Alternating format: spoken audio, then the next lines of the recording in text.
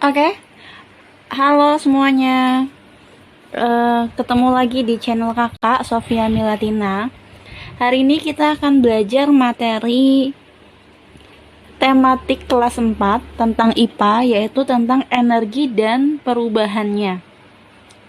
Jadi kita akan belajar materi tentang energi dan perubahannya. Oke, langsung aja. Energi pertama yang akan kita pelajari adalah energi alternatif. Oke, pengertian dari energi alternatif adalah energi pengganti dari bahan bakar konvensional, ya. Jadi bahan bakar fosil atau minyak bumi yang selama ini kita pakai adalah bahan bakar yang tidak dapat diperbarui, ya, yang akan habis jika terus-menerus digunakan. Sedangkan energi alternatif adalah pengganti dari energi bahan bakar tersebut, yaitu energi matahari, energi panas bumi, energi air, dan energi angin. Ini kita dapat semuanya bukan dari bahan bakar fosil, ya. Jadi energi matahari, energi panas bumi, energi air, energi angin, ini semuanya bisa dipakai secara terus-menerus dan tidak akan habis. Pengertian energi matahari, energi radiasi sinar matahari dapat diubah menjadi energi listrik dan energi kalor. Kalor itu adalah energi panas, ya. Jadi bisa diubah menjadi energi listrik, yaitu namanya adalah PLTS, pembangkit listrik tenaga surya. Ini ada alatnya, ya. Ini sudah banyak dilakukan di Indonesia. Kemudian yang kedua, energi panas bumi, sama ya. Pusat bumi terbentuk dari lapisan batu yang panas sehingga bumi menjadi sumber energi panas. Energi panas bumi disebut dengan geotermal. Dan energi panas bumi juga dapat diubah menjadi energi listrik. Contohnya adalah pusat listrik tenaga panas bumi atau PLTP. Ya, energi air. Energi air aliran yang deras bisa menjadi sumber energi gerak. Jadi aliran air yang deras bisa menjadi sumber energi gerak, yaitu bisa digunakan atau diubah menjadi pembangkit listrik tenaga air. Ini salah ya, PLTA harusnya. Terus kemudian yang keempat, energi angin. Angin adalah sumber energi alternatif yang murah dan tidak mengakibatkan polusi. Ya, betul ya.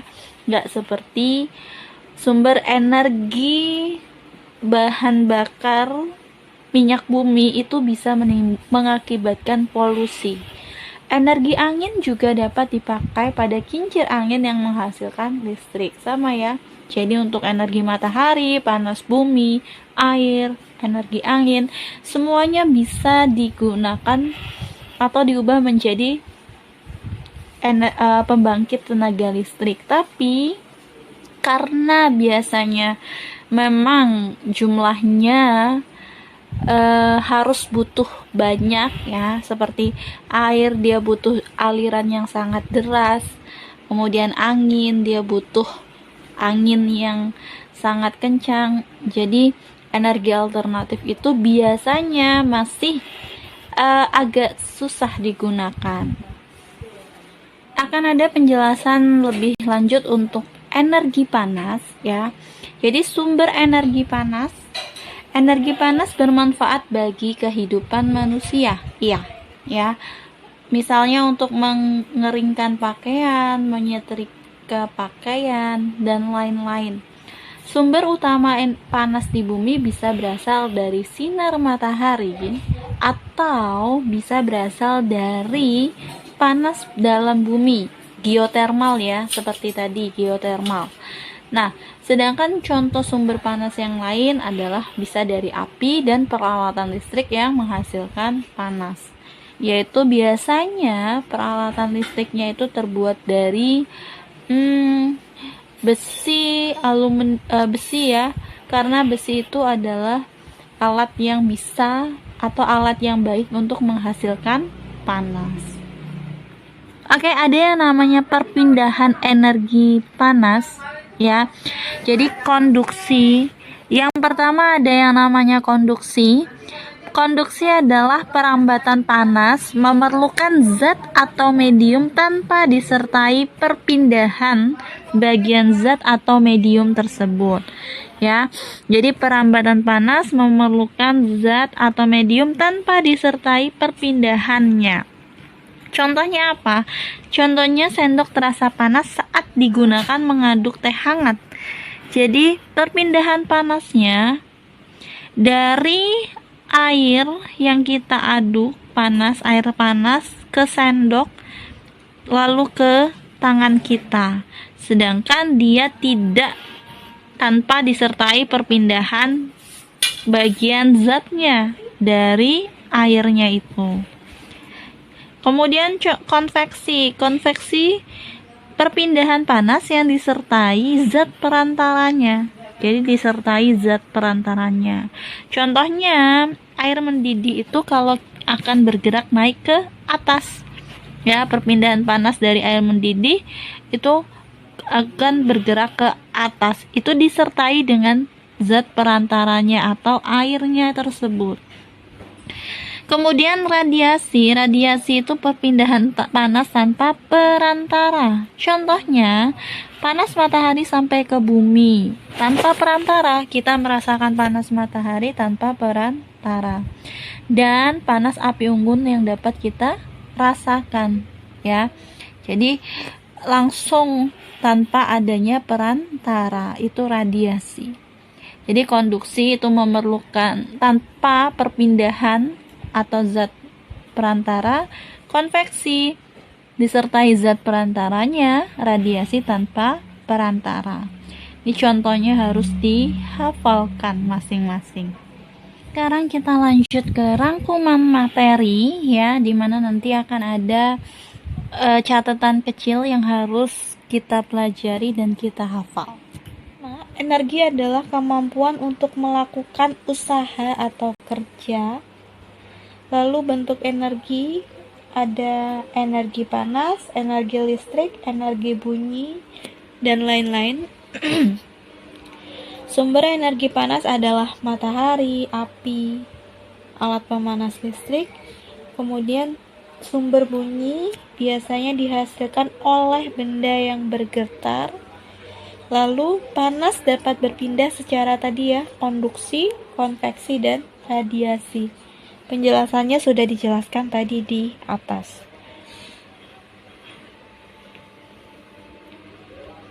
Sekarang kita lanjut latihan soal. Sesuatu yang dapat menghasilkan energi disebut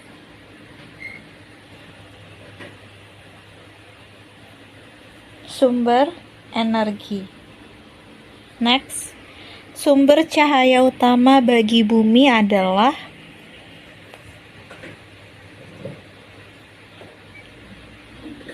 matahari. Next, nomor 3. Perhatikan gambar berikut. Alat-alat listrik yang mengalami perubahan energi dari yang sama saat digunakan ditunjukkan oleh nomor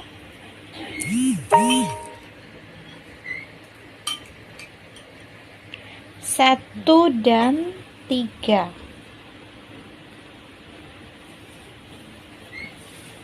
Yaitu dari energi listrik berubah menjadi energi cahaya dan energi bunyi.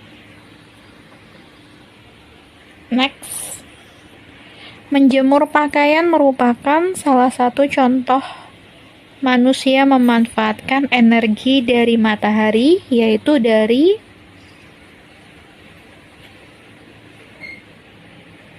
panasnya.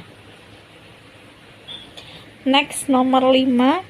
Tumbuhan sangat membutuhkan cahaya matahari untuk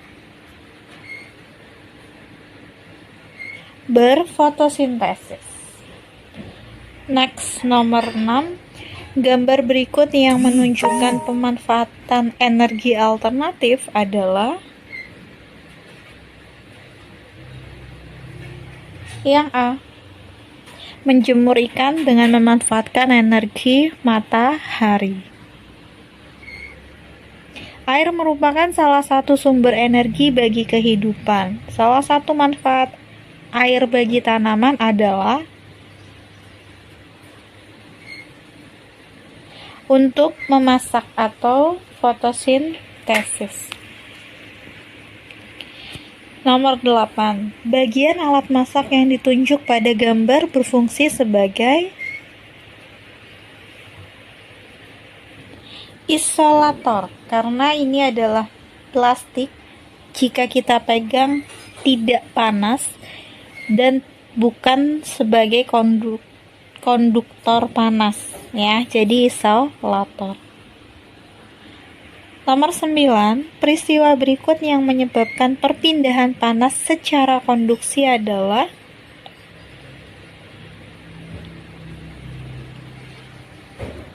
A. Ujung sendok yang kita pegang menjadi panas saat ujung lainnya dimasukkan. Next, nomor 10. Benda yang termasuk sumber energi yang tak terbatas adalah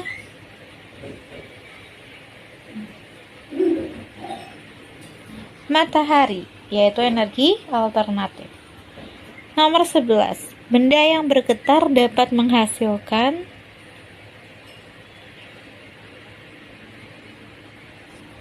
bunyi, ya. Benda yang bergetar dapat menghasilkan bunyi. Oke, sampai sini dulu materi dan soalnya.